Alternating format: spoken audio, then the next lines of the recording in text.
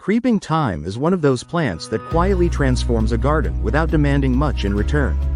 It's hardy, aromatic, and incredibly adaptable, which makes it a favorite for anyone who loves beauty without the constant upkeep. This guide will walk you through everything about growing creeping thyme as ground cover, from planting to care and the many ways you can use it in your landscape. Creeping thyme, also called Thymus serpyllum, belongs to the mint family. It grows low to the ground, spreading out in a dense mat of tiny, green leaves that can have a slightly fuzzy texture. When it blooms, usually from late spring to early fall, it bursts into clusters of pink, purple, or sometimes white flowers that attract bees and other pollinators. The flowers give off a soft, herbal fragrance that adds charm to any garden. This plant does more than just look pretty.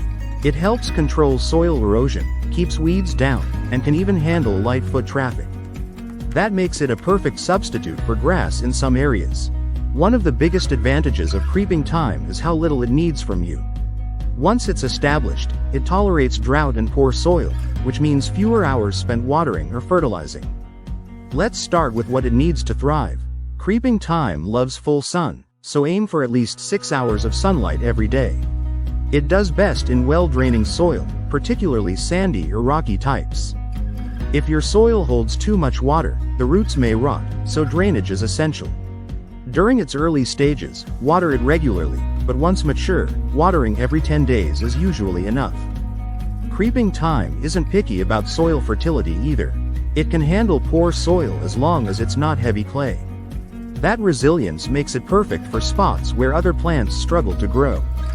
When it comes to planting, the best time is late spring or early summer when the soil is warm. You can grow it from seeds or from cuttings. If starting with seeds, sow them about 1 inch deep, lightly cover them with soil, and keep the area moist until they sprout in 2 to 3 weeks. For cuttings, take healthy stems from an existing plant and press them gently into moist, well-draining soil. Creeping thyme also works well in companion planting. It pairs nicely with herbs like rosemary and sage, and it can even help deter pests from vegetables like cabbage or tomatoes. Once it's established, maintenance is easy. It doesn't need mowing and rarely needs fertilizer. In fact, too much fertilizer can reduce its fragrance and compact growth. Every now and then, trim it lightly to encourage new growth and keep it looking neat. This simple step keeps the plant thick and healthy. Mulching around the plants can help retain moisture and block weeds, though thyme's dense growth already does a great job at suppressing them. While creeping thyme is naturally resistant to many issues, it can occasionally face problems like powdery mildew or gray mold, especially in humid conditions. Good airflow and avoiding overwatering will keep those problems away. Spider mites and aphids can sometimes appear during dry, hot weather, so check the plants regularly. If needed, rinse them with water or use organic pest control. Creeping thyme shines in landscaping because of how versatile it is. It's often planted between stepping stones, where it releases its scent when stepped on.